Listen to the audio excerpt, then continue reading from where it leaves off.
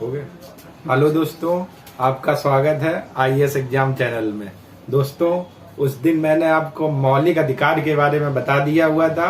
आज दोस्तों बात करेंगे नीति निर्देशक तत्व के बारे में।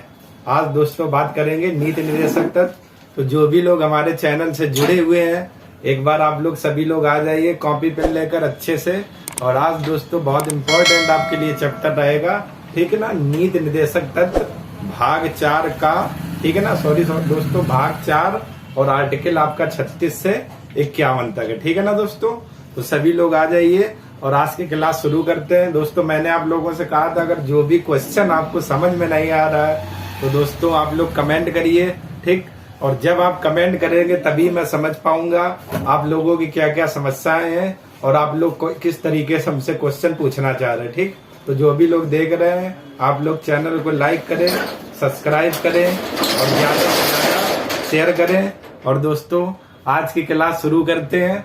उससे पहले जरा कुछ रोमांटिक हो जाए तो आप लोग जरा ध्यान से सुनिएगा। आंखों में आंसुओं की लकीर बन जाए, आंखों में आंसुओं की लकीर बन गई, आंखों में आंसुओं की लकीर बन गई, जैसी चाही थी वैसी तकदीर बन गई। आंखों में आंसुओं की लकीर बन गई, जैसी चाही थी वैसी तकदीर बन गई। हमने तो यूं ही फिरा दी थी रेत पर उंगलियां, गौर से देखा तो आपकी तस्वीर बन गई। शुरू करते हैं दोस्तों आज की क्लास इस खूबसूरत शायरी के साथ। जो भी लोग जुड़े हुए हैं आप लोग क्लास का आनंद उठाइए, ठीक। देखिए दोस्तों, आज बात करेंगे भाग 4 नीति निर्देशक तत्व, आर्टिकल 36 से लेकर कहां तक है दोस्तों, 51 तक। आर्टिकल 36 से लेकर कहां तक है, 51 तक, ठीक।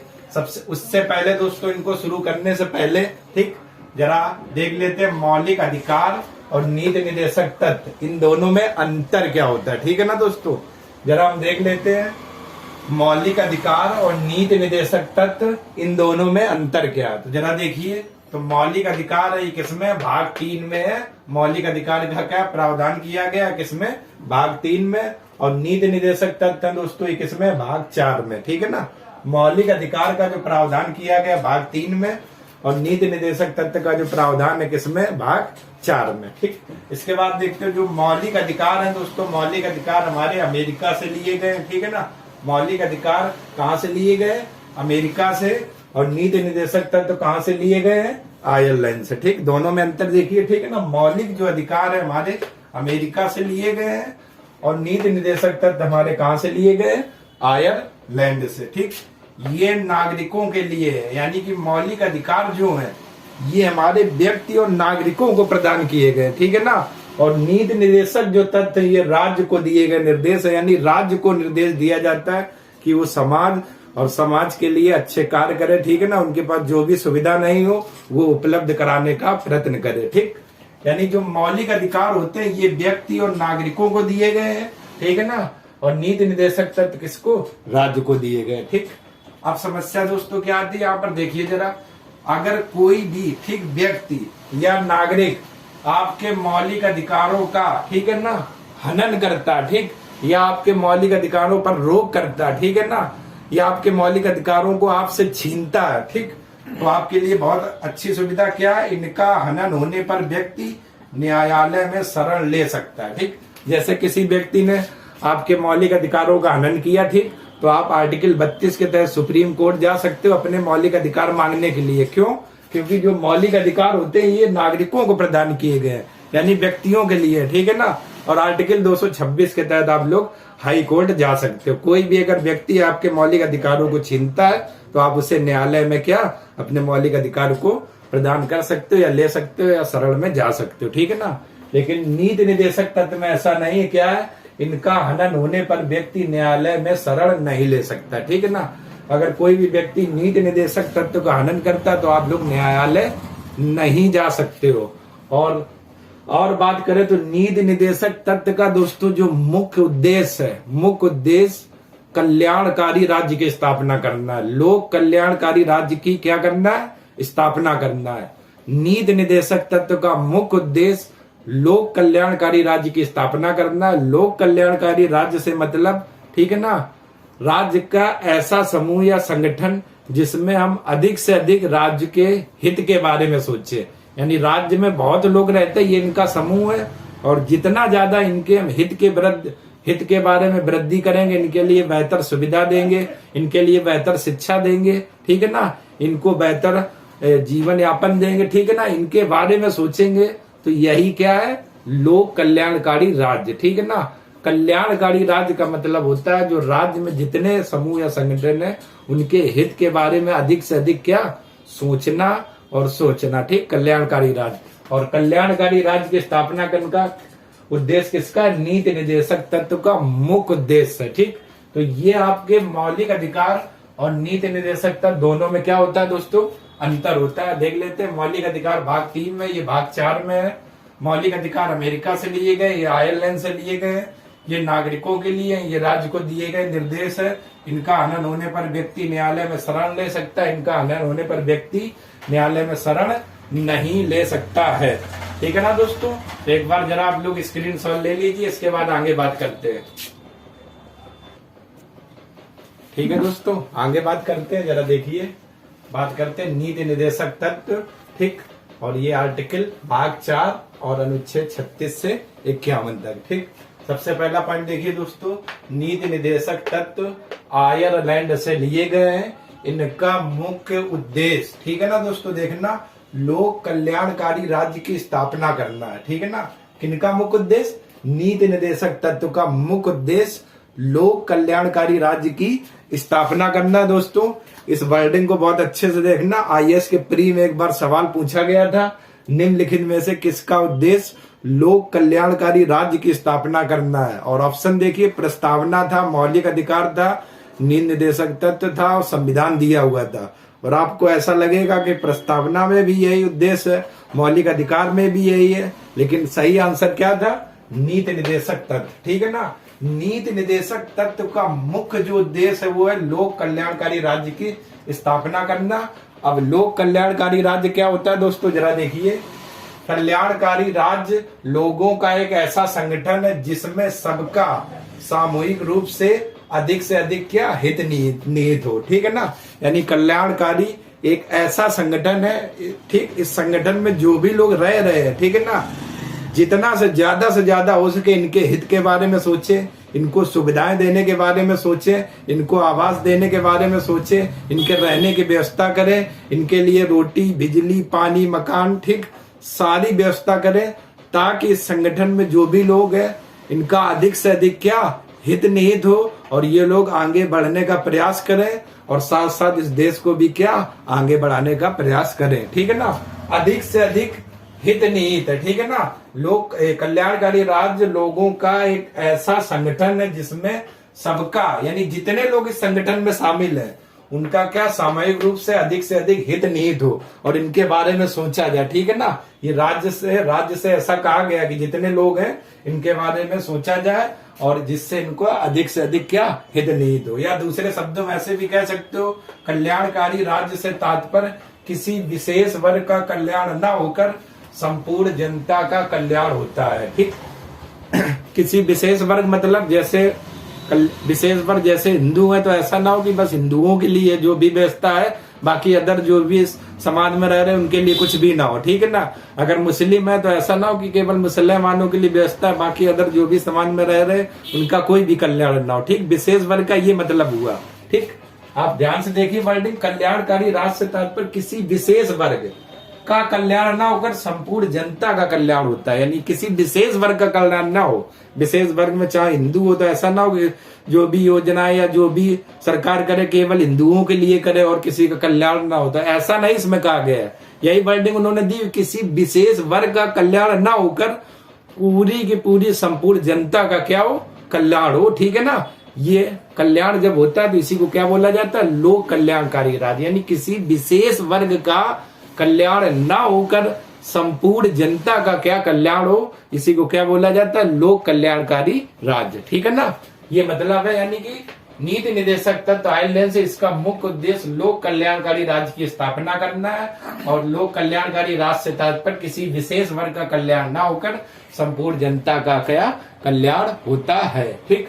इसके बाद दोस्तों देखते हैं आर्टिकल 36 से 51 तक है, तो सबसे पहले 36 देखते हैं। आर्टिकल अनुच्छेद 36 में क्या कहा गया है, राज्य की परिभाषा का वर्णन किया गया है। ठीक दोस्तों, जब मैंने आपको मौलिक अधिकार पढ़ाया था तो मैंने आर्टिकल 12 बताया था और उसमें भी मैंने आपको राज्य की परिभाषा के बारे में बताया था। ठीक है ना, तो जो आर्टिकल 12 में था राज्य की परिभाषा के लिए, वही यहाँ पर किसमें है, आर्टिकल 36 में। और किसमें बात की गई, राज्य की परिभाषा का क्या वर्णन किया गया, किसमें, आर्टिकल 36 में राज्य की परिभाषा का क्या वर्णन किया गया। ठीक है ना। इसके बाद दोस्तों अनुच्छेद 37 ये क्या कहता है, नीति निर्देशक तत्व के हनन होने पर, हनन का मतलब कोई व्यक्ति आपके नीति निर्देशक तत्व को छीनता है या उनका अपमान करता है, उल्लंघन करता है, तो ये मतलब है हनन होने पर। ठीक, हनन होने पर व्यक्ति न्यायालय में शरण नहीं ले सकता। ठीक, और मौलिक अधिकार में व्यक्ति न्यायालय में क्या शरण ले सकता था।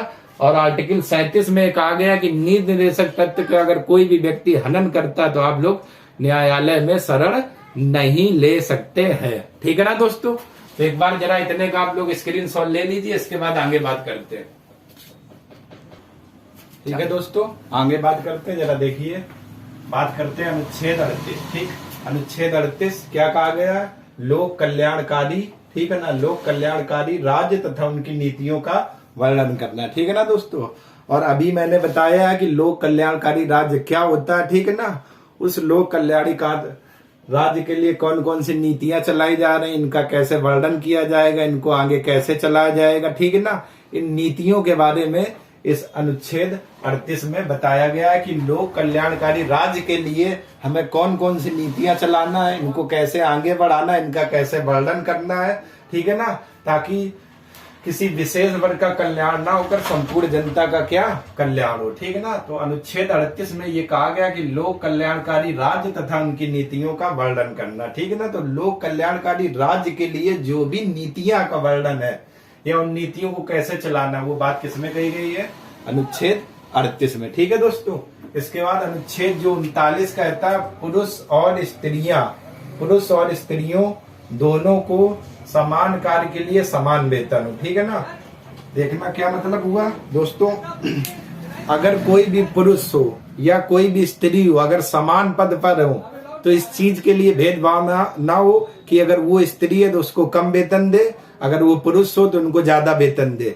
इस चीज के लिए कोई भी भेदभाव ना, अगर दोनों का पद समान है, ठीक है ना, तो जो भी वेतन है दोनों को समान रूप से मिलेगा, चाहे वो स्त्री हो और चाहे पुरुष हो। अर्थात आप ऐसे भी बोल सकते हो कि धन का समान वितरण हो। ठीक है ना, स्त्री हो चाहे पुरुष हो, इन चीजों को लेकर कोई भेदभाव नहीं करेगी राज्य। ठीक, चाहे पुरुष हो चाहे स्त्री हो, अगर वो समान पद पर है, किसी पोस्ट पर है, तो अगर वेतन समान है तो उनको समान रूप से पुरुष के बराबर वेतन दिया जाएगा। इस चीज के लिए कोई भी भेदभाव नहीं किया जाएगा। अनुच्छेद 39 में यही कहा गया कि पुरुष और स्त्रियों दोनों को समान कार्य के लिए, ठीक है ना, जैसे जैसे जिनका जो भी कार्य है, अगर वो कार्य कर रहे हैं तो उनको समान कार्य के लिए क्या समान वेतन हो। ठीक है ना, उनके पास समान वेतन हो या उनको समान वेतन दिया जाए। इसमें पुरुष और स्त्री के लिए कोई भी भेदभाव ना किया जाए कि नहीं वो स्त्री है तो उनको कम वेतन, पुरुष है तो उनको ज्यादा वेतन दिया जाए। ठीक है ना दोस्तों, समझ रहे होंगे आप। इसके बाद दोस्तों आर्टिकल 40 मोस्ट इम्पोर्टेंट, अगर 2021 का आप लोगों ने पीसीएस का पेपर दिया होगा अभी, ठीक है ना, जो 24 तारीख को हुआ था, इसमें ये आर्टिकल आया हुआ था और इसकी मैचिंग कराई गई थी किससे संबंधित है। तो अनुच्छेद जो 40 आपके लिए मोस्ट इम्पोर्टेंट रहेगा दोस्तों, आप लोग विशेष ध्यान रखना। ठीक, अनुच्छेद 40 का क्या कहा गया है, ग्राम पंचायतों का संगठन। ठीक है ना, यानी ग्राम पंचायतों के गठन की बात कही गई है और ये कौन करेगा, राज्य ग्राम पंचायतों का संगठन करने के लिए कदम उठाएगा और उनको ऐसी शक्तियां और अधिकार प्रदान करेगा जिससे लोगों का क्या हो, कल्याण हो। ठीक है ना, राज्य ग्राम पंचायत, ठीक है ना, ग्राम पंचायतों का संगठन करने के लिए कदम उठाएगा और इन ग्राम पंचायतों को ऐसी शक्तियां और अधिकार प्रदान करेगा जिससे लोगों का क्या हो सके, कल्याण हो सके। ठीक है ना दोस्तों। और दोस्तों ध्यान रखना, ये जो आर्टिकल 40 है ये बहुत आता है आपके एग्जाम में और मोस्ट इम्पोर्टेंट रहेगा। तो एक बार जरा आप लोग स्क्रीनशॉट ले लीजिए, एक बार जरा स्क्रीनशॉट ले लीजिए दोस्तों। ठीक है दोस्तों, आगे बात करते हैं, जरा देखिए नीति निर्देशक तत्व आर्टिकल की दोस्तों बात करते हैं। ठीक है ना, तो सबसे पहले दोस्तों अनुच्छेद 36 राज्य की परिभाषा बताई गई है। ठीक है ना दोस्तों। और जब मैंने आपको मौलिक अधिकार पढ़ाया था तो मैंने आर्टिकल आपको 12 बताया था, ठीक है ना।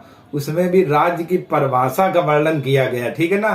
तो जो 12 में बताया गया परिभाषा के बारे में, और वही आर्टिकल आपका किसमें 36 में बताया गया, अनुच्छेद 36 में क्या, राज्य की परिभाषा। अनुच्छेद 36 में क्या बताया गया, राज्य की परिभाषा, ठीक है ना। तो जो मैंने आपको 12 में बताया था सेम वही वर्डिंग है, कुछ भी चेंज नहीं है, ठीक है ना।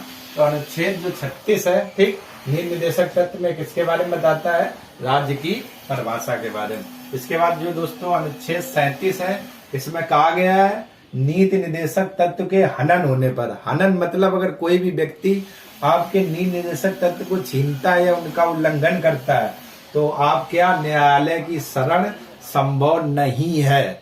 इसका मतलब क्या दोस्तों था कि जब मौलिक अधिकार का आपका हनन हो रहा था, तो आप लोग आर्टिकल 32 के तहत सुप्रीम कोर्ट जा रहे थे और आर्टिकल 226 के तहत हाई कोर्ट जा रहे थे, लेकिन ठीक, लेकिन जब नीति निर्देशक तत्व का हनन होगा तो आप लोग कहाँ नहीं जा सकते हो, न्यायालय में नहीं जा सकते हो, या फिर उसमें न्यायालय में आप शरण नहीं ले सकते हो, ठीक है ना। ये आर्टिकल किसमें बात कही गई है, 37 में आप लोग न्यायालय में शरण नहीं ले सकते, ठीक। इसके बाद अनुच्छेद दोस्तों 38 है, बताया गया लोक कल्याणकारी राज्य तथा उसकी नीतियों का वर्णन किया गया, ठीक। और दोस्तों अभी मैंने बताया था कि लोक कल्याणकारी राज्य क्या होता है और उसकी नीतियां क्या होती है, तो फिर आप लोग सुन लीजिए। लोक कल्याणकारी राज्य से तात्पर्य एक ऐसे समूह या संगठन से है जिनके बारे में हम अधिक से अधिक हित या निहित सोच सकते हैं या उनको न्यूनतम जीवन स्तर प्रदान कर सकते हैं, जैसे कम से कम उनके पास रहने के लिए आवास हो, कम से कम उनके पास खाने के लिए खाना हो, ठीक है ना, बिजली हो, कम से कम आने जाने के लिए सारी सुविधाएं हो, ठीक है ना, उनको कोई भी कठिनाइयां ना हो, उनके आसपास कानून व्यवस्था अच्छी हो, ठीक है ना। तो ऐसे राज्य को क्या, लोक कल्याणकारी राज्य और उनकी नीतियों का वर्णन इसमें किया गया है अनुच्छेद 38 में, ठीक। 36 में दोस्तों राज्य की परिभाषा का वर्णन है। 37 में बताया गया कि नीति निर्देशक तत्व का अगर हनन हो जाता है तो आप लोग न्यायालय की शरण नहीं ले सकते हैं। और 38 में दोस्तों बात की गई है लोक कल्याणकारी राज्य तथा उनकी नीतियों का वर्णन। तो एक बार जरा आप लोग स्क्रीनशॉट ले लीजिए, इसके बाद आगे बात करते हैं। वीडियो हेलो, ठीक है दोस्तों, आगे बात करते हैं। जरा देखिए अनुच्छेद 39, ठीक है ना, अनुच्छेद 39 पे बात करते हैं। क्या कहा गया, राज्य, ध्यान से वर्डिंग देखना, प्रत्येक स्त्री और पुरुष को समान रूप से जीविका के साधन उपलब्ध कराने का प्रयत्न करेगा। कौन करेगा, राज्य, यानी नीति निर्देशक जो तथ्य है वो राज्य को दिए गए क्या है, निर्देश है राज्य को। और राज्य प्रत्येक चाहे स्त्री हो चाहे पुरुष हो तो अपनी जीविका चलाने के लिए समान रूप से साधन उपलब्ध कराने का क्या प्रयत्न करेगा। पुरुष और स्त्रियों दोनों को समान कार्य के लिए समान वेतन, ठीक है ना, वेतन हो, ठीक है ना, भेदभाव ना हो, मतलब चाहे पुरुष हो चाहे स्त्री हो, अगर कार्य कर रहे हैं, ठीक है ना, उसी पद पर है, ठीक है ना, कार्य कर रहे हैं, बराबर मेहनत कर रहे हैं, तो उनको समान वेतन दिया जाएगा। इस चीज के लिए लेकर कोई भी भेदभाव नहीं किया जाएगा कि नहीं वो पुरुष हैं तो ये स्त्री है तो इनको स्त्री को कम वेतन दे, पुरुष को ज्यादा दे। तो इस तरीके से ये राज्य नहीं करेगा। वो चाहे स्त्री हो चाहे पुरुष हो, तो अगर वो समान कार्य कर रहे हैं तो उनको क्या, समान वेतन दिया जाएगा। पुरुष और स्त्रियां दोनों को समान कार्य के लिए, ठीक है ना, समान वेतन हो या दिया जाएगा। ये अनुच्छेद किसमें कहा गया, अनुच्छेद 39 में, यानी ठीक। एक बार फिर देख लेते हैं, राज्य प्रत्येक स्त्री और पुरुष को समान रूप से जीविका के साधन उपलब्ध कराने का प्रयत्न करेगा। स्त्री और पुरुष को समान कार्य के लिए समान वेतन दिया जाएगा। और दोस्तों ठीक, अब आप लोग ध्यान से देखिएगा, जिनको आगे पीसीएस का एग्जाम देना है, मोस्ट इम्पोर्टेंट, और ये जो आर्टिकल आता बहुत आता है, और एक बार नहीं दसियों बार अभी तक इससे क्वेश्चन आ चुका है। मोस्ट इम्पोर्टेंट अनुच्छेद 40 ग्राम पंचायतों का संगठन। आगे जिनको फैक्टुअल वाले एग्जाम देना, जैसे आरओ, एआरओ, पीसीएस, जहां फैक्ट आते हैं, और अभी भी जो पीसीएस 2021 का दोस्तों एग्जाम हुआ, अगर जिसने दिया होगा तो आप उसमें मैचिंग पर क्वेश्चन पूछा गया था, और एक आर्टिकल अनुच्छेद 40 भी आया था, अनुच्छेद 50 भी आया था, अनुच्छेद 51 आया था, ठीक। और उसने मैच कराई थी कि निम्नलिखित में से कौन सा गलत है, ठीक। जिसने 2021 वाला अभी दिया होगा, ठीक है ना, 24 तारीख को एग्जाम हुआ, तो आपको पक्का पता होगा ये मैचिंग करा के क्वेश्चन पूछा था। और ये जो आर्टिकल है सभी एग्जामों के लिए मोस्ट इंपॉर्टेंट है और पीसीएस यहाँ से बहुत सवाल पूछता है। तो आप लोग विशेष ध्यान रखना, जो अनुच्छेद 40 है इसमें ग्राम पंचायतों का क्या संगठन के बारे में या गठन के बारे में क्या बात की गई है। और ये निर्देश किसको दिए गए हैं, नीति निर्देशक तक राज्य को।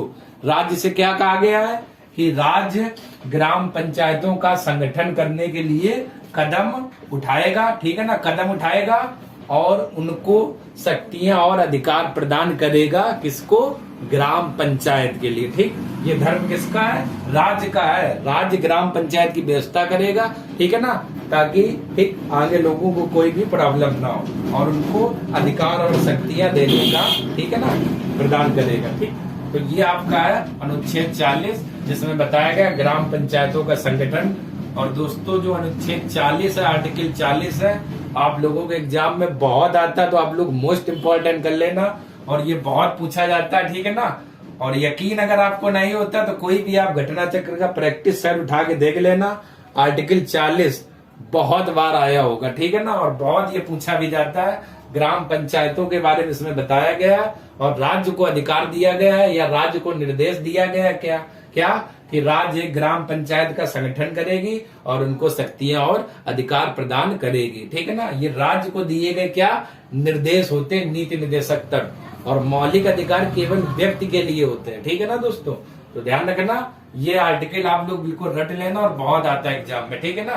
तो एक बार जरा आप लोग स्क्रीन शॉट ले लीजिए, ठीक है दोस्तों, एक बार जरा स्क्रीन शॉट आप लोग ले लीजिए, ठीक है दोस्तों, एक बार जरा आप लोग स्क्रीन शॉट ले लीजिए बहुत अच्छे से। और बहुत आता है आपका अनुच्छेद 40, ठीक है ना, स्क्रीन शॉट। ठीक, इसके आगे दोस्तों कल बात करेंगे। और आज जो मैंने आपको पढ़ाया हुआ है अनुच्छेद 40 और नीति निर्देशक तत्व का मुख्य उद्देश्य क्या है, इनको दोस्तों आप लोग बहुत अच्छे से रख लीजिए, ठीक है ना, क्योंकि पीसीएस आईएएस सवाल यहाँ से बहुत अच्छे से पूछता है आपको उलझाने के लिए। आपको वहां पर चारों सही लगेंगे कि नीति निर्देशक तत्व का उद्देश्य कल्याणकारी राज्य की स्थापना करना, आपको संविधान भी लगेगा, प्रस्तावना भी, लेकिन नीति निर्देशक तत्व का उद्देश्य है कल्याणकारी राज्य की स्थापना करना। तो दोस्तों जो भी हमारे इस चैनल से जुड़े हुए हैं, अगर आपको वास्तव में वीडियो पसंद आ रहा है, अगर आपको लग रहा है कि मैं आपके लिए वास्तव में मेहनत कर रहा हूं, तो आप लोग लाइक करें, सब्सक्राइब करें, ज्यादा से ज्यादा शेयर करें, ठीक है ना, ताकि आप लोगों की लाभ पहुंचे और उन लोगों को भी लाभ पहुंचे जो हमारे अभी तक क्लास से जुड़े नहीं है, ठीक दोस्तों। और कोशिश करेंगे कि आप लोग ठीक जो भी कमेंट करें उनका आंसर दिया जाए और आप लोग जी भर के कमेंट करिए। और मैं पूरी, हमारी टीम जो लगी हुई है और मैं पूरी कोशिश करूंगा आपके कमेंट का आंसर दिया जाए। तब तक के लिए आपका धन्यवाद।